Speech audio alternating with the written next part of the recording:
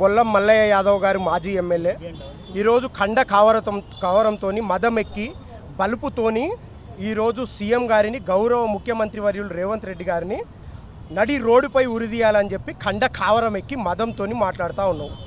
బొల్లం మల్లయ్య యాదవ్, నువ్వు ఎక్కడి నుంచి నీ యొక్క జీవితం ప్రారంభించినవు?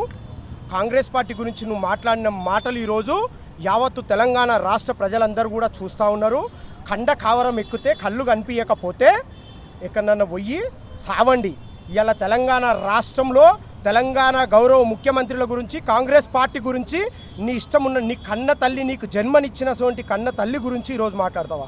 నువ్వు ఒక ఆర్టీసీ డ్రైవర్గా ఉంటే మా నగేష్ అన్న తీసుకొచ్చి నిన్ను ఎన్ఎస్యుఐ సిటీ ప్రెసిడెంట్గా చేసింది మర్చిపోతున్నావా?